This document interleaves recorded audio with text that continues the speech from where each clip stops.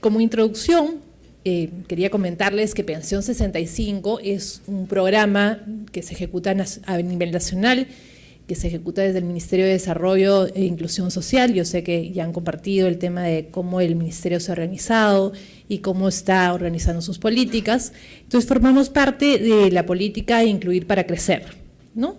Ustedes han visto ayer que el Ministerio se maneja la política Incluir para Crecer, en la que se manejan todos 5 ejes, y en el eje 5 está el tema de la protección al adulto mayor. Este eje está efectivamente en construcción, pero una política pública que ya ha sido implementada y que es una decisión de gobierno que ya es tangible, porque además ha sido sostenido su crecimiento, es el tema de la implementación de esta pensión no contributiva, podríamos llamarle, pero que en realidad aún se maneja como una subvención a extremo pobres, ¿no? Que es el Pensión 65. Pensión 65 aparece en octubre del 2011, o sea, tenemos ya 2 años. Había habido una experiencia anterior denominada el piloto Gratitud, que había abarcado fundamentalmente zonas urbanas, todavía entrado todavía mucho a zonas rurales, y tenía 20.000 usuarios más o menos. Ahora un poco vamos a conversar de cómo se ha ido ampliando el programa. Como verán, Pensión 65 tiene 2 años, por lo tanto yo estaba preocupada cuando me invitaron a esta mesa y les decía que voy a compartir con ustedes de evaluaciones de impacto, porque aún no las tenemos. Pero sí tenemos ya que compartir con ustedes la línea base que hemos levantado sobre el programa y sobre estas personas que son justamente las extremo pobres o están muy cercanas a la línea de pobreza extrema, porque también hemos escogido, igual que en el caso de Bolivia, usar una metodología de regresiones discontinuas en las que se hace la relación por la cercanía a la edad y por el tema de la cercanía a la línea de pobreza extrema, ¿no? Entonces, esos 2 temas, y nosotros les voy a contar rápidamente un poco para que se enteren de qué cosa es pensión, pero luego les voy a mostrar ya los avances en el análisis de los resultados de esta encuesta que se ha hecho para la línea de base. Desde Pensión 65 trabajamos el tema referido a la transferencia monetaria para lograr protección económica. Como ustedes saben, el tema de este eje 5 que se maneja desde el sector prevé también todo lo que es acceso a servicios de calidad, de otro tipo de servicios como el de salud fundamentalmente, y fortalecimiento de apoyo de redes locales. Desde Pensión 65, como es la intervención más concreta que se está realizando en términos de atención al adulto mayor, lo que estamos viendo es cómo, al tener información sobre estas personas, al estar en contacto con estas personas, podemos hacer articulación real con los otros sectores para que se vaya promoviendo que estos servicios se brinden cada vez en mejor calidad y cantidad, ¿no? Que vamos a revisar un poco esto después. Entonces, por eso es que ponemos un poco estas líneas de cómo Pensión 65 trata de hacer algún acercamiento a los otros temas de seguridad y protección del adulto mayor, ¿no? Nuestro objetivo como programa es justamente dar este ingreso periódico, más o menos de unos $45 aproximadamente, si hacemos el cambio, que son 125 soles mensuales que se entregan cada 2 meses. ¿Qué procesos trabajamos en el programa? Trabajamos los procesos clásicos de cuando se hace una entrega de subvención, que tienen que ver con la identificación de potenciales usuarios, la afiliación y verificación de requisitos, la transferencia y pagos, y este otro componente que hemos incorporado, que es un componente que no va dirigido directamente al tema, como les decía, de nuestra intervención dando la subvención, sino de ver cómo logramos que se empiecen a proveer de estos otros servicios a esta población especialmente vulnerable. En el caso de identificación de potenciales usuarios, también es un componente que hemos agregado al programa en términos de lograr que estas personas que justamente por su mayor grado de vulnerabilidad no han podido ser identificadas por la RENIEC, en este caso que es el Registro Nacional de Identificación, y que por lo tanto no tienen un DNI, que es el Documento Nacional de Identidad. Hemos encontrado importantes cantidades de adultos mayores, sobre todo en las zonas rurales, que no habían tenido nunca un documento de identidad y que no lo sentían incluso como necesario porque justamente no encontraban qué beneficio podían tener del Estado. Entonces, más de 160.000 adultos mayores han obtenido por primera vez un documento de identidad a raíz de la existencia de Pensión 65, ¿no? Lo que da cuenta de cómo había una población que no estaba para nada visibilizada. Y creemos que ese es uno, aun cuando está por medirse, creemos que uno de los impactos más importantes del programa, además de la entrega misma de la subvención, es el de visibilizarlos, de hacerlos personas tangibles que puedan ser identificados, ¿no? Entonces, por eso trabajamos este componente y después, más que hablarle de los otros, les voy a contar un poco qué hacemos en el tema de articulación con los otros sectores para mirar cómo se promueve que se empiecen a brindar mejor los servicios, ¿no?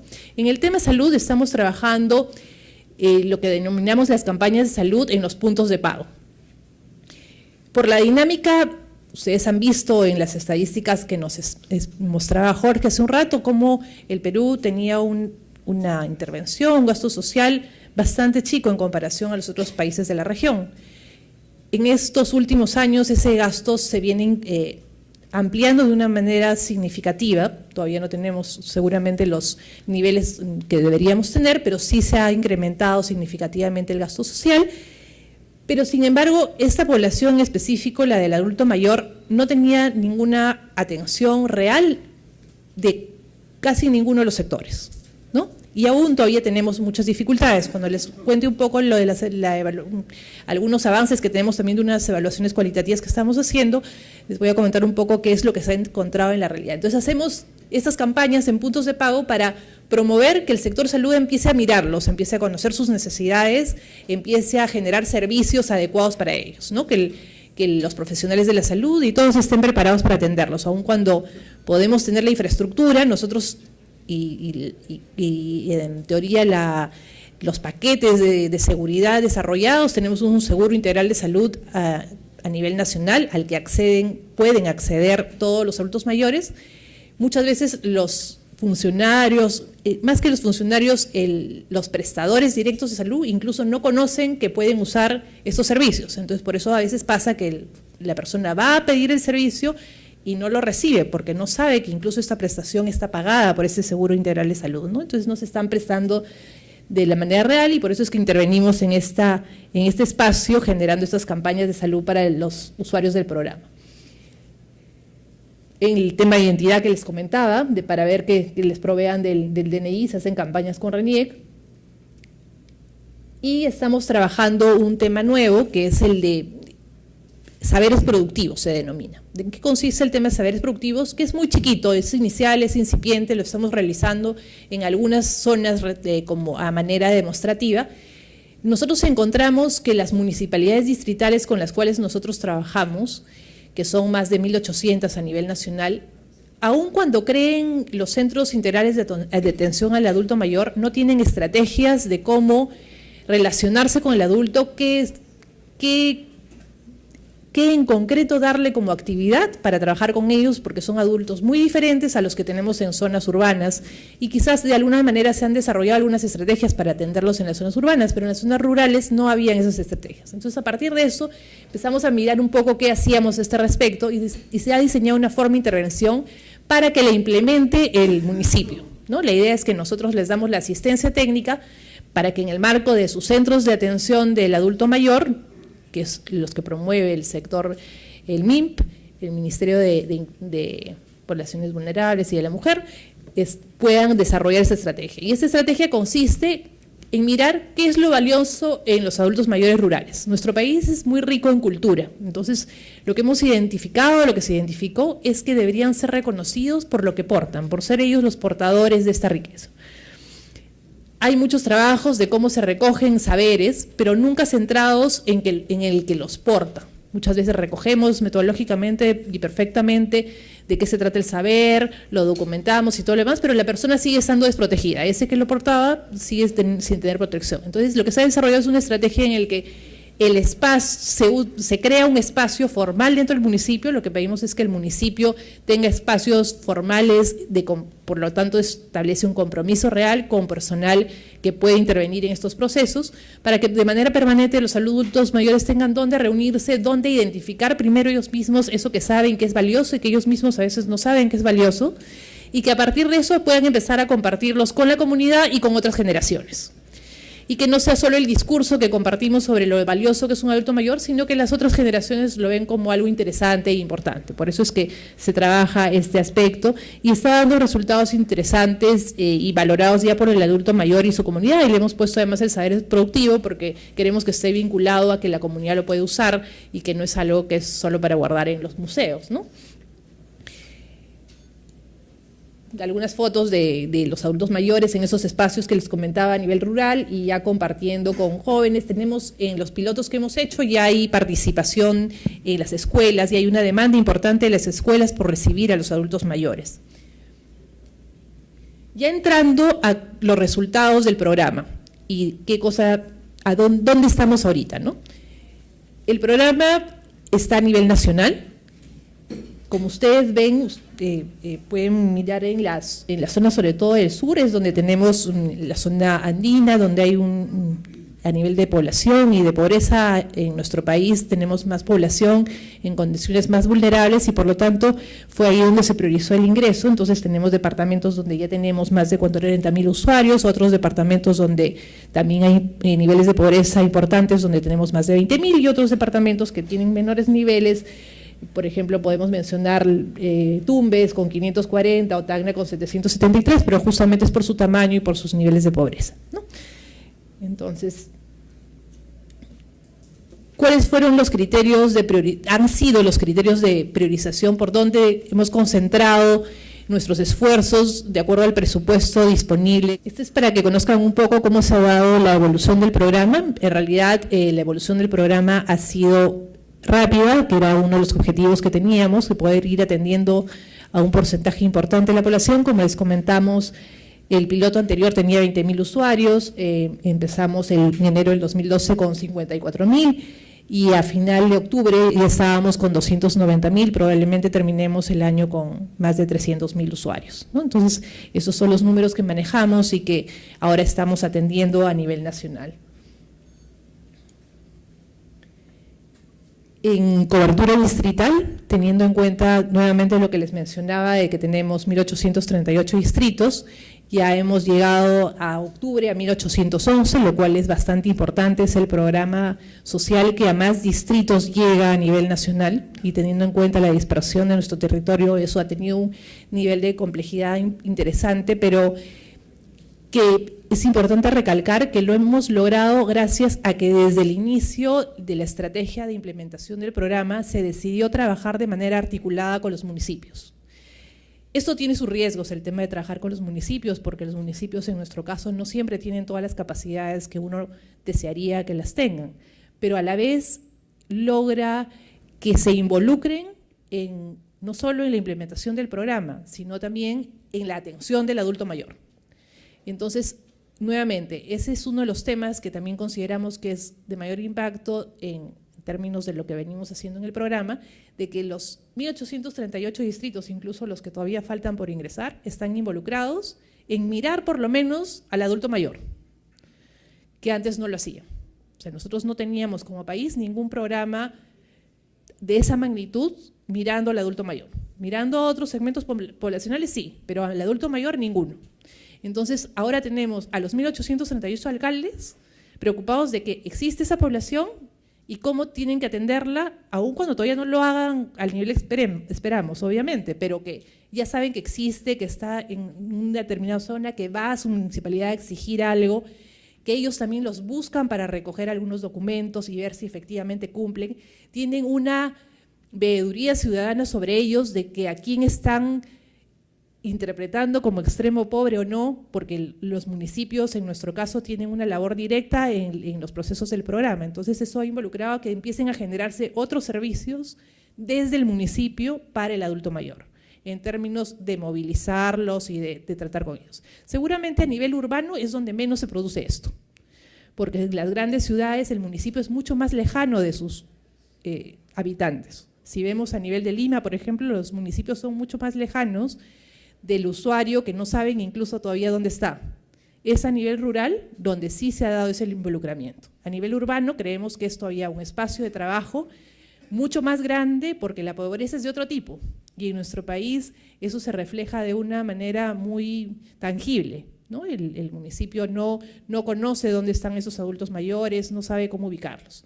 Pero en los sectores rurales sí se ha dado esto de manera más contundente. Un poco las cifras en términos de distritos extremo pobres, de aquellos que tienen más de 50% de extrema pobreza, estamos en 201 de los 202 distritos que hay a nivel nacional.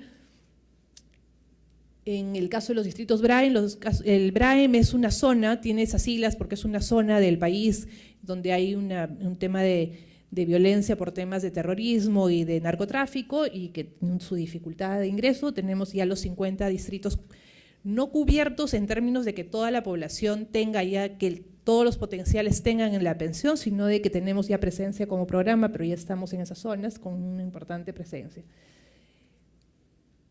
¿Qué estamos haciendo ahorita en base a evaluaciones? Cuando surge Pensión 65, una de las decisiones iniciales antes de incluso entregar un presupuesto al programa para su ejecución fue la decisión de que tuviera una evaluación de impacto. Por eso desde el primer día hubo un presupuesto asignado desde el Ministerio de Economía y Finanzas para hacer una evaluación, una línea de base y luego la evaluación de impacto que se va a realizar el próximo año. Esta evaluación de impacto finalmente se tradujo en una encuesta de salud y bienestar del adulto mayor, que es el adulto mayor pobre y extremo pobre y los que están cercanos a la línea de extrema pobreza. Entonces ahora les voy a contar un poco más de lo que hemos tenido de resultados de esta evaluación, y tenemos una evaluación cualitativa sobre el uso de la subvención y cambios sociales a nivel local. Esta evaluación todavía no se las podemos dar formalmente porque está en proceso, está en ejecución, pero les voy a contar un poco de lo que ya venimos encontrando, ¿no? Es una evaluación que se ejecuta desde el Ministerio, desde la Dirección de Seguimiento y Evaluación del Ministerio, con la participación de una empresa que es la que está haciendo este trabajo, y la primera está a cargo del Ministerio de Economía y Finanzas, ¿no? Se realiza externamente al programa también. Entonces, creo que se ha trasladado un poco, pero solamente son los datos generales de la encuesta que ha sido recogida entre noviembre y diciembre del 2012, que lo que les decía está referida a adultos mayores extremo pobres, fundamentalmente, o a hogares donde haya un adulto en esas condiciones. Esos son los resultados del análisis inicial que se ha hecho. Acaban de entregarnos la información, pero está accesible para cualquiera que quiera verla en términos de toda la base completa, para investigación, para hacer estadísticas, para lo que ustedes quieran. En la página web del MIDIS, en la sección de evaluaciones, están las bases completas para que ustedes puedan revisarlas. Estamos hablando acá acuérdense, estos resultados son de adultos mayores extremo pobres, no de la población en general de adultos mayores, sino de esa población que sería la potencial que ingresa a Pensión 65 y de los que todavía no tienen acceso a Pensión 65, porque es la que nos sirve de línea de base para medir los impactos del programa. Más de la mitad de adultos mayores viven en hogares de 1 o 2 personas como máximo y cuentan con 3 miembros en promedio. 7 de cada 10 adultos mayores son jefes de hogar. En el caso de, si miramos lo rural y lo urbano, el acceso a agua en el caso rural es de solo 16%, en el caso del sector urbano es de 75%, en saneamiento ya también hay una diferencia entre lo rural y lo urbano, ¿no?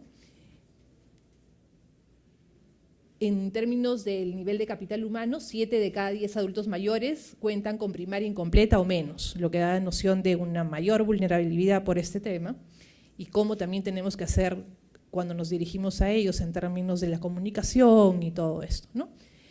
Es mayor la concentración de mujeres que hombres sin nivel educativo. A medida que aumenta el nivel se observan ligeras diferencias en detrimento de las mujeres, ¿no? Pueden ver ahí los cuadros que reflejan esta situación. Trabajan principalmente en actividades independientes y relacionadas a la agricultura. 7 de cada 10 adultos mayores se encuentran trabajando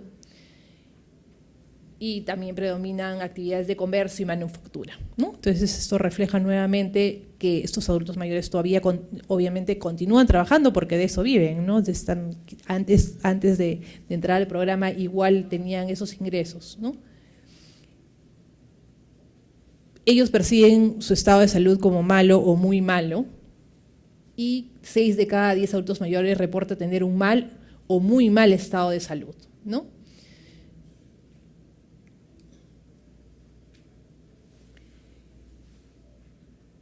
Ellos refieren que tienen algún tipo de tratamiento médico. Después, cuando les cuente un poquito del análisis de la evaluación cualitativa que se está haciendo en algunos lugares, les comento un poco, pero ya les puedo ir adelantando que los adultos mayores que han sido encuestados para esta evaluación cualitativa, no esta sino otra, comentan que a partir de la recepción de pensión 65, uno de los gastos que hacen es en salud, pero que no acceden todavía a servicios de salud por la salud pública, ¿no? Y eso lo podemos comentar un poquito después, pero antes de acceder a la pensión, esta es la situación real y las principales enfermedades crónicas a las que reportan tener, ¿no? Reumatismo, osteoporosis, hipertensión. Y 6 de cada 10 adultos mayores ya cuentan, incluso antes de pertenecer al programa, con el Seguro Integral de Salud, ¿no? Con el SIS. Sufren de discapacidad en un porcentaje de 2 de cada 10. 2 de cada 10 reportan tener menos una discapacidad que les impide moverse, que les impide movilizarse, y esto, por ejemplo, para el tema de la implementación del programa tiene una significación importante, porque podemos estarle dando a alguien una pensión que no tiene cómo ir a cobrarla, ni siquiera, sobre todo pensando el porcentaje de adultos mayores que viven solos o que viven solamente con su pareja, que muchas veces está en condiciones similares a las suyas en términos de su capacidad de movilización.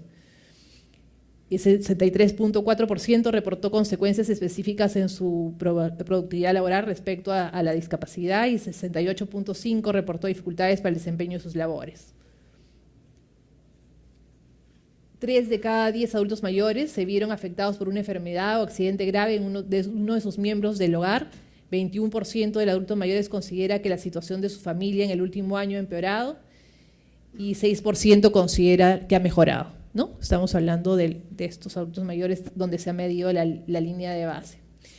Y bueno, eso es un poco la caracterización que podemos tener de los adultos mayores en extrema pobreza, que es el público que atiende nuestro programa, ¿no? Es la primera encuesta que se ha hecho a nivel más grande, es el primer esfuerzo no se han cubierto todas las regiones del país, pero sí es una muestra bastante amplia la que se ha recogido, y es de bastante utilidad todos los datos que pueden ustedes encontrar. Es una encuesta que yo les he presentado solamente los análisis más básicos que se han realizado inicialmente, pero como que les digo, pueden ingresar y pueden ver datos vinculados a salud, a mediciones concretas que se han hecho de su condición de salud, para que luego podamos ver si hay algún cambio en ellos, sobre sus hábitos alimentarios y todas las condiciones en las que se encuentran. Les quería comentar un poco de la evaluación cualitativa que estamos haciendo y que todavía está, digamos, se ha terminado la labor de campo, pero todavía no tenemos el documento sobre las conclusiones, porque estamos terminando de revisar con la empresa con la que está haciendo el estudio. Pero ya podemos mirar algunos resultados preliminares. Entonces les cuento que en términos de alimentación, ya mirando a los que reciben pensión 65, han manifestado que el principal efecto del programa es un cambio en la canasta de consumo, ¿no? Empiezan a consumir productos que antes no lo hacían, y que valoran poder consumir algunos que no estaban a su alcance y en mayor cantidad, ¿no? Entonces hay ya el recojo de información de este tipo. En términos de salud, el dinero es utilizado para adquirir medicamentos, el segundo uso que le están dando al dinero después de alimentación. El primero que le dan es alimentación, el segundo es en medicamentos, que los servicios de salud pública no entregan y que les dan a partir de una receta médica, pero que no les entregan directamente, aun cuando podrían estar previstos en el paquete del SIS. En el paquete del SIS, por ejemplo, está previsto que se entreguen medicinas para la hipertensión, pero en la práctica no se las están entregando y ellos lo adquieren con su pensión, ¿no? O sea, es el segundo uso, y que hay un análisis ahí que hacer sobre el tema y de articulación con el sector salud, de ver cómo eso se puede ir implementando cada vez mejor, ¿no?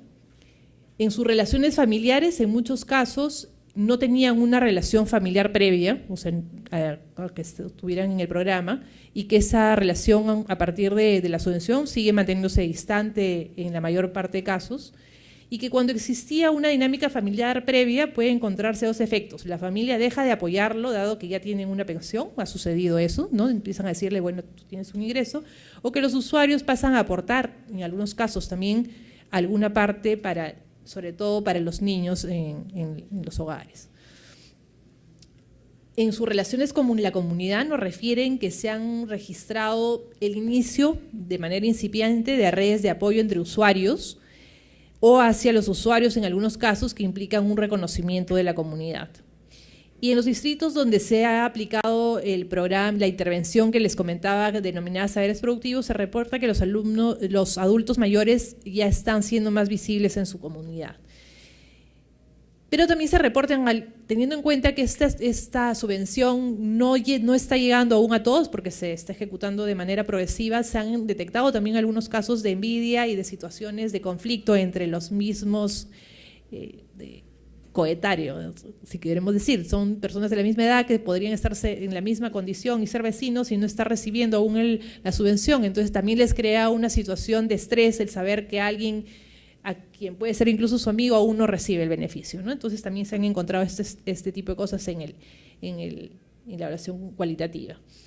En términos de seguridad económica, el dinero que reciben les permite comprar en cantidades más grandes, como les decía, y manifiestan que tienen una mayor tranquilidad porque saben que el siguiente mes van a tener algo con lo que seguir comprando esos nuevos alimentos que han empezado a comprar, ¿no?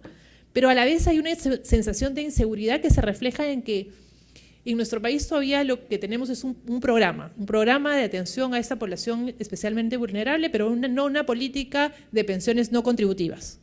Entonces ellos todavía sienten mucho temor de que en algún momento pueda desaparecer un programa como este, ¿no? Entonces eso se ha encontrado también en la evaluación colectiva, que dicen, bueno, no sabemos si durará hasta que termine el gobierno o si después lo seguirán dando, ¿no? Ahora, al respecto, es importante mencionar que en uno de los últimos decretos supremos, nosotros somos creados por un decreto supremo, no por una ley, por lo tanto no es una obligación de seguirlo dando siempre, ¿no? Entonces, el decreto supremo sí establece en un artículo que esta intervención tiene que ser evaluada para el año 2016 y determinarse si debe convertirse en una política pública. Entonces, esto sí marca una obligación como Estado de ver que esto efectivamente, a partir de esta evaluación de impacto que se haga, se decida si debe ser implementado como política pública, que solucionaría este tipo de problemas. Obviamente tiene que pasar por una revisión mucho mayor que solamente la del sector que ahora la implementa, ¿no? Y la mayoría de los usuarios, además de reportar esos gastos en alimentación y salud que les comenté, también hacen gastos en nuevos temas que ellos les denominan que son sus gustitos, es una palabra que se usa acá en el país, gastan en golosinas, en mejorar un poco su ropa y en algunos casos también la vivienda.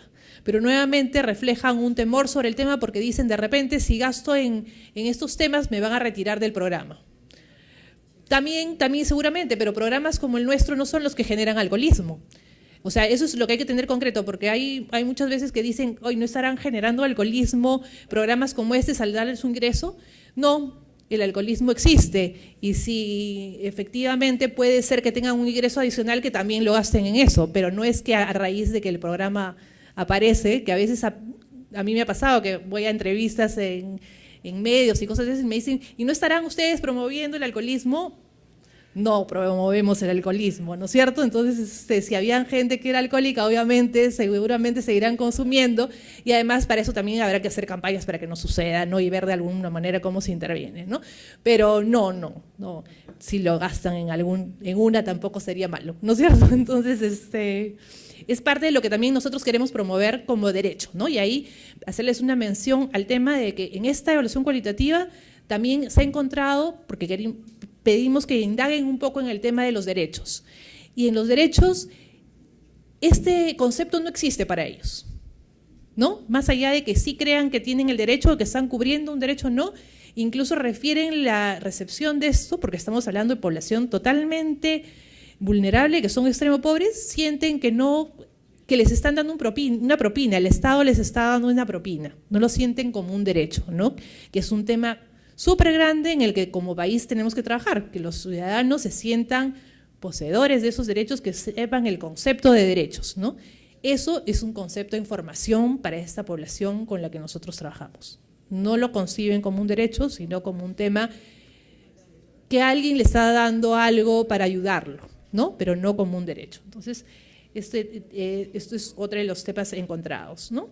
Es un poco a grandes rasgos lo que les quería comentar. Para el tema de salud, un hallazgo importante para nosotros en esta evaluación cualitativa es el tema de que sí están teniendo mejor acceso a servicios, pero no por el servicio público, sino porque pueden gastar parte de su subvención en comprarse medicinas, ¿no? O sea, hemos encontrado nosotros, la importancia de nosotros, que vemos nosotros en estas campañas que hacemos con el sector salud, es que empieza a sensibilizarse el funcionario que debe brindar ese servicio.